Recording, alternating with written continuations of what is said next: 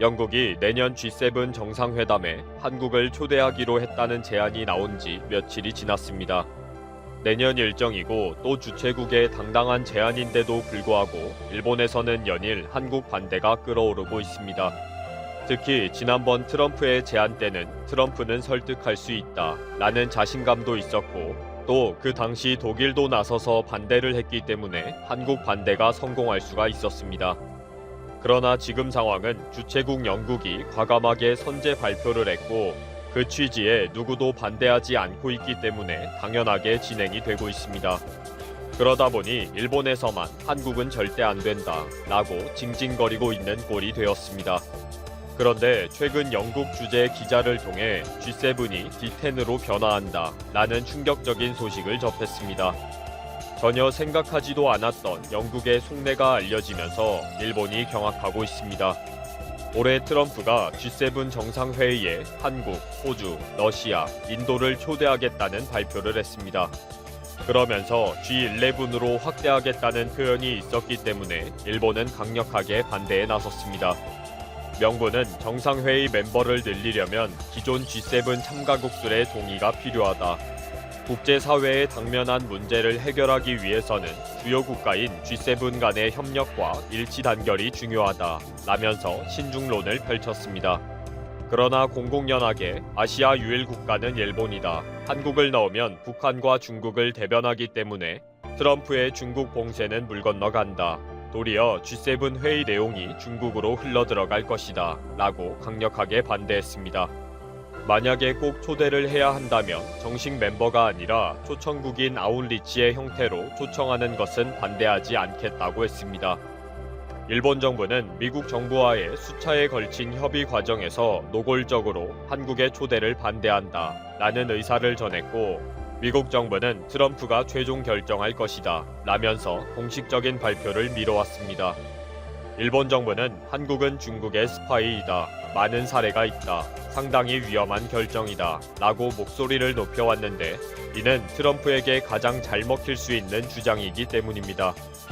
그러나 당초 6월에 개최 예정이었던 G7 정상회의는 C19 사태 때문에 9월로 한번 연기가 되었고 다시 미국 대통령 선거 일정 관계로 11월 대선 이후로 넘어갔습니다. 또 트럼프의 대통령 선거 패배로 완전히 물 건너가 버린 상황이 되었습니다. 결국 G7 정상회의는 자연스럽게 내년 개최국인 영국이 주도하면서 2021년 정상회의로 넘어가 버렸습니다.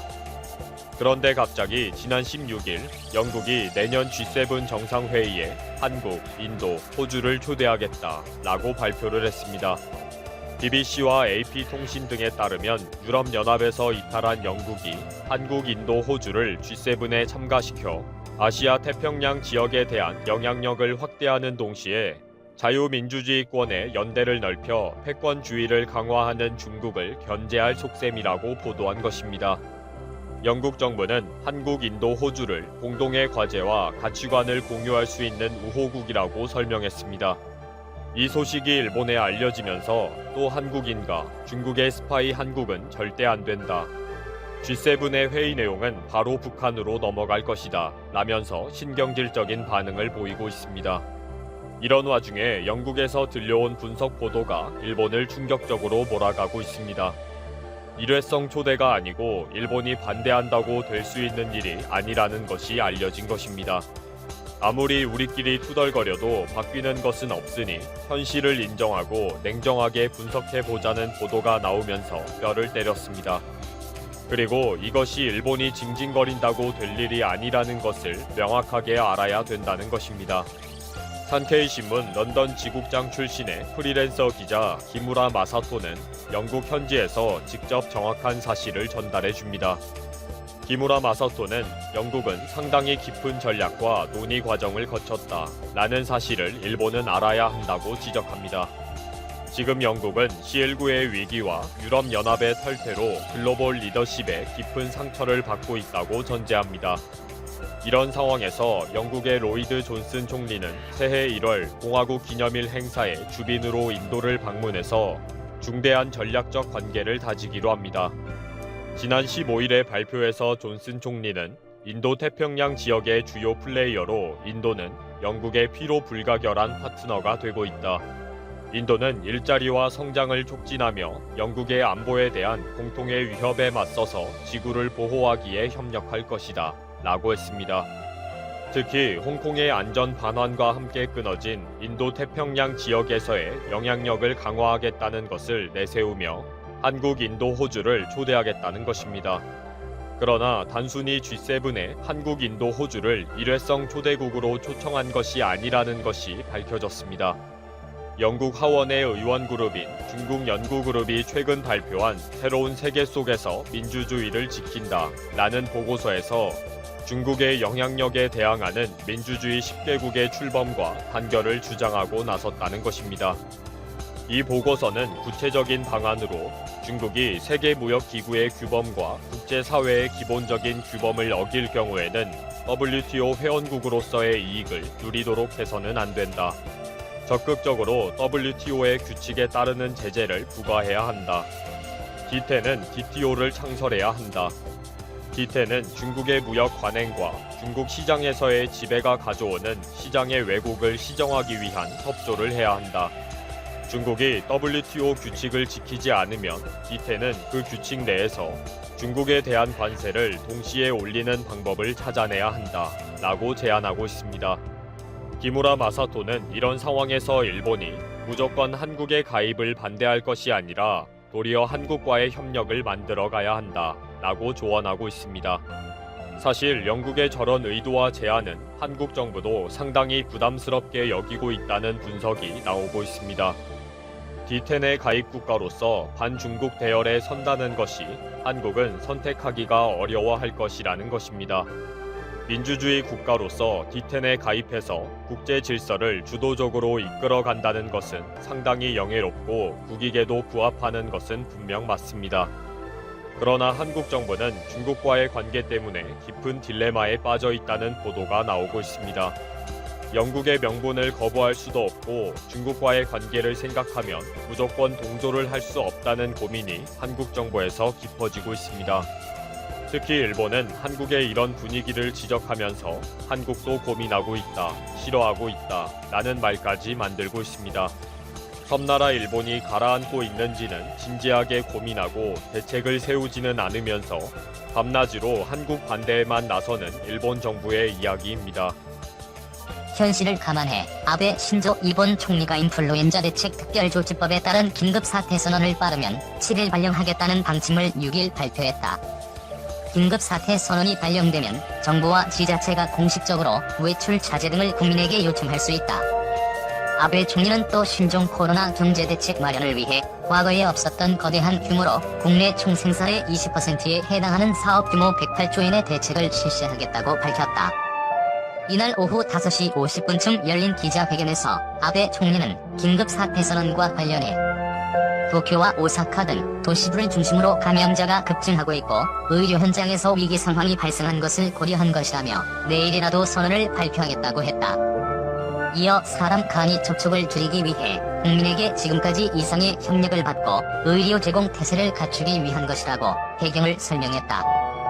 대상 지역은 도쿄도와 수도권의 사이타마현, 지바현, 가나가와현, 서일본에선 오사카부와 휴고현, 후쿠오카현 등 모두 7개 광역자치단체다.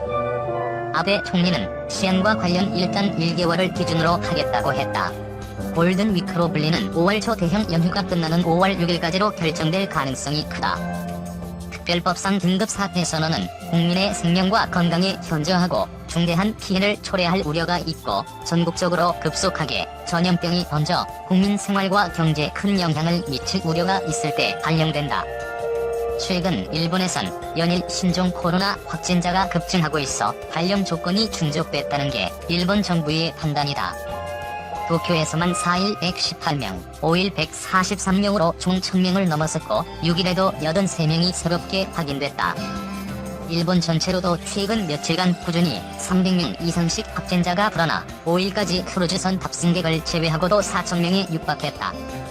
긴급사태 선언이 발령되면 해당 광역자치단체장이 생활필수품 구입 목적을 제외한 외출 자제를 주민들에게 요청할 수 있다. 학교와 영화관, 백화점 등 사람이 많이 모이는 장소에 이용 제한 또는 정지 요청도 가능해진다.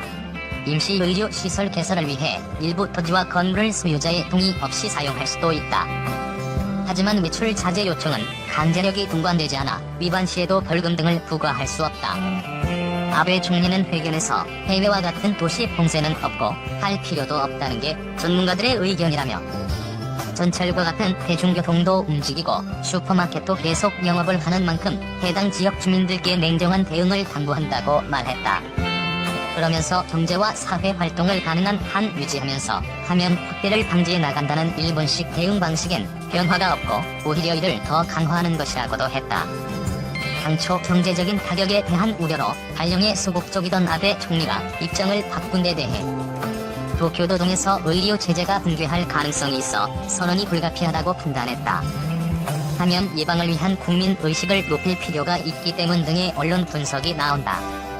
이날 아베 총리가 경제대책에 투입하겠다고 발표한 108조에는 시장과 정치권의 예측을 크게 뛰어넘는 규모다. 아베 총리는 곤란한 상황에 직면한 가계와 중소기업에 6조엔이 넘는 현금 지급을 하겠다고 했고 민간은행을 통한 무이자 융자 확대, 26조엔에 달하는 납세와 사회보험료 지불 유예 등으로 사업을 지원하고 고용을 지켜내겠다고 강조했다.